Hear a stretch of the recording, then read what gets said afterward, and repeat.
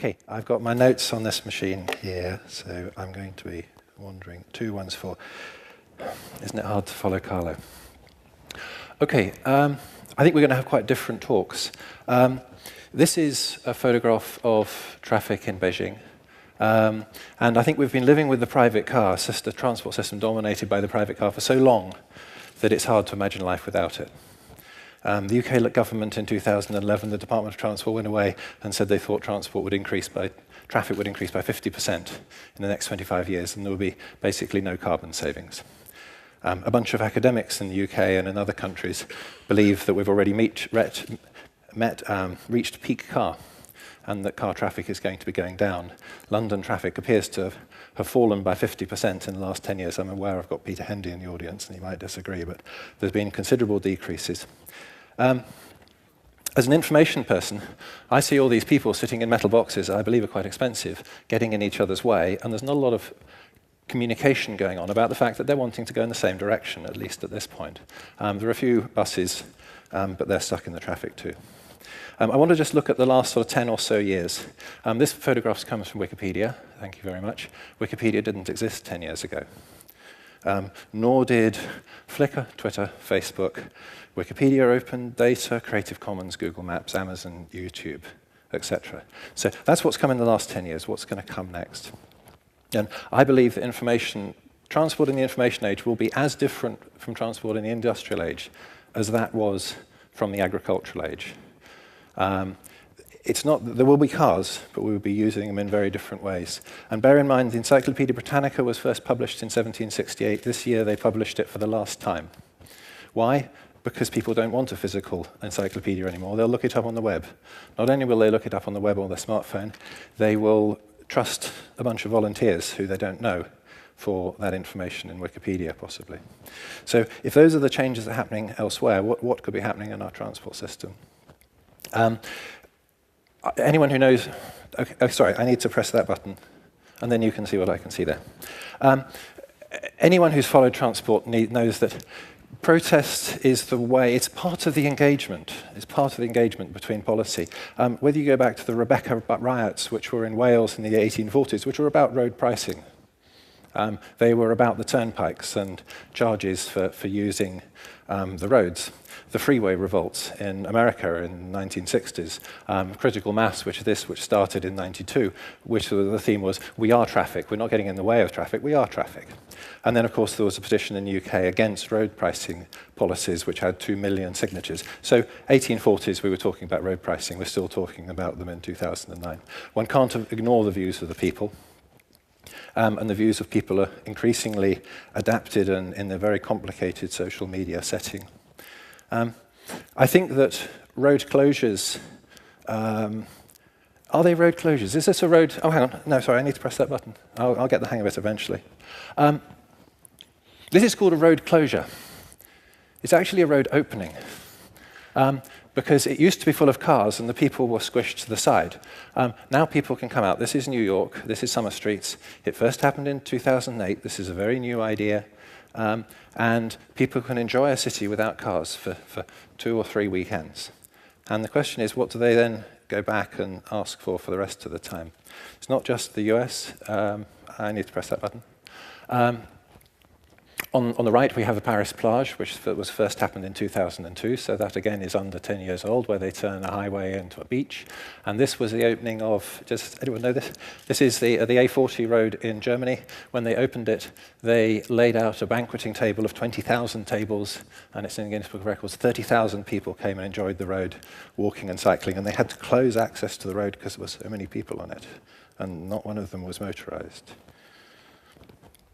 But the real innovation, as far as I can see, is going to come from the information technology applied onto our current transport system. A Zipcar is still a car, but it's not a car that we privately own. So the ownership model has changed. The Zipcar was started in 2000, so that's under 10 years old. A Velib is still a bicycle, but you hire it by the hour, and the Velib, I think, was 2007. High-occupancy toll lanes, where you bid and the price varies according to how many people single occupancy vehicles want to join the high occupancy vehicle lanes. The first one was in 1998, and there's a big scheme in the United States, which I'm very interested in, which is rolling now. It's still a road, but you pay for it in a different way.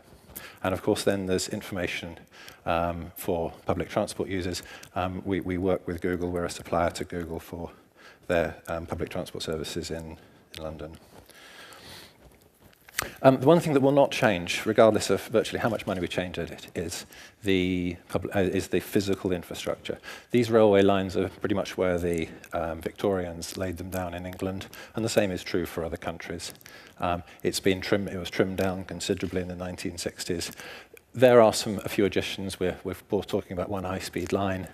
There's one other major line, east-west rail link, which I'm interested in because I live over on the east coast. But fundamentally, I'm going to have to live with that rail network for the rest of my life.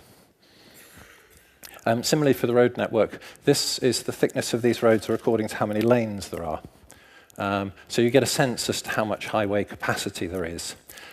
Again, even with the best will in the world and an awful lot of money, that system is going to look pretty much the same in 10 years as it does now.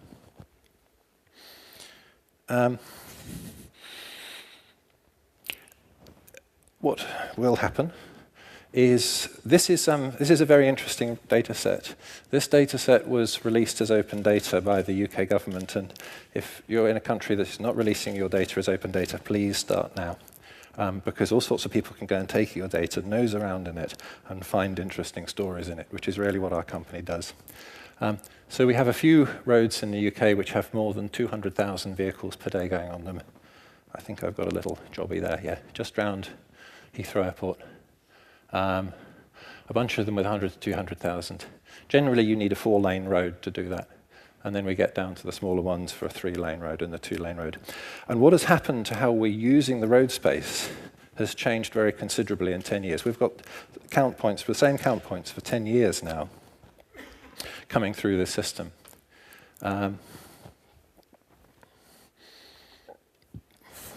So this is private cars and taxis, I believe, or cars and taxis. This is a change in a 9-year period from 2001 to 2010. And this area here, which is basically covers all of London, has seen a decrease of greater than 30% in the number of cars. There was a widening of the M2 here, which means that this section of the A2 has got a great big increase. I suppose this lot might be to do with widening the M25. I haven't tracked that one down. But you can go and tell the stories, and generally if you widen the road, you'll get more traffic. Widening the M25 was described to the Transport Select Committee as digging a ditch in a bog. It fills up as fast as you dig, unless you do road pricing, which we haven't done. But what about buses? Hang on, that's it. What about buses? Huge increase in buses in London. During this period, the London congestion charge was brought in. It was brought in 2003, and part of the deal was that you'd get a lot more buses. The story around the rest of the country is very mixed. We've got these red, we've got more over here, parts here, but then we've got areas where there's quite a lot of decrease. Now, I'd say that all this data requires a lot more work, a lot more understanding as to what's going on. But laying it out on a map seems to be a good start. Bicycles, the increase in cycling has been so great recently that I've had to change the scale. The plus scale, it only started to be interesting if you started to put over 100%. So the number of cycling has doubled in 9 years in London. And in London, for every 100 cars, there are now 15 bicycles. So approximately 15% of the traffic is now cycles. The area I'd like to look at now, though, is the strategic interurban transport network, because that's really where I say we need some ideas in the UK. Sorry, Mr. Baker.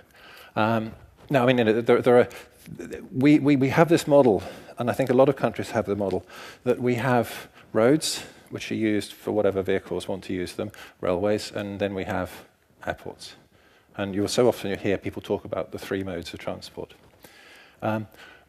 So this is looking at the number of vehicles on the strategic road network only. But if you start breaking that down, you start noticing that, sorry, I'll never get the hang of this. A lot of the roads have over 80% of the vehicles on the road are private cars. And what we know is that those cars will have, most of those cars will have one occupant. Some will have two and a few will have more. Average occupancy of 1.2 to 1.6, depending on the time of day. We can see some parts, we're down to under 70% cars, but the figures are still very high. And I've got very excited in the last few years by express coach, which are these things. These things run between Oxford and London every 10 minutes. The fares are a quarter of they are on the railways. They produce far fewer emissions. They require no subsidy from the government, and they use the roads that already exist. Using these things, you can move 60,000 people per hour per lane, rather than 2,000. And they've got Wi-Fi, and they've got power sockets. So you can sit there and you can engage with all these information technology devices that you can't do when you're driving the car. Okay, so how is coaches supported in the UK? Okay, coaches are not allowed in the outside lane. Only private cars are. Coaches have a lower speed than the cars, and the cars are possibly getting a higher speed. And there was an M4 bus lane coming into London, which has been removed. So generally the message is, it's almost coach across Europe, to a large extent, supports despite policy rather than because of policy. If we go to very famous Transmilenio in Bogota, they take part of the highway and they make it available only to coaches, and they build these very fine interchanges. Transmilenio, year 2000. Coaches aren't fast enough. Try that one. Have you seen this? Has any people seen this? Basically, it's a stretched electric 225 kilometer an hour Lamborghini. It's not made by Lamborghini, but it has a top speed of 225 miles an hour. It's due for bus. It's built by Delft University. It's being trialled around the place at the moment. So how well do we use these very fine high occupancy vehicles on our roads? Well, the answer is you have to look at it. It's about between 1 in 100 and 1 in 200 vehicles going along some of these networks. And this is one of the most busy networks. This is the Oxford to London Tube. We just managed to get over 1% of the vehicles being coaches. And if we now look at change in counts. So this is looking at how the usage of the road network has changed. And what we find is that this corridor here, the number of coaches has gone down, and also around the M25. This requires further research because there's been various widening going on in the M25, as I mentioned, and there have been various road closures. Oh, I've got to hurry up. That have been going on. And so that might be a little bit flaky. Okay, hang on. I'm in a muddle now. Right, we started with China. We're going to finish with China. This is what this system launched in 2010. This is Guangzhou, formerly known as Canton. Population of about 10 to 15 million. Guangzhou won the International Sustainable Transportation Award this year because of their remarkable new bus rapid transit system. We promote bus rapid transit in China to solve the transportation congestion problem. Okay, so basically in 10 years we've gone, a huge amount has changed in how we're using our roads, and I don't think that's going to stop. Thank you very much.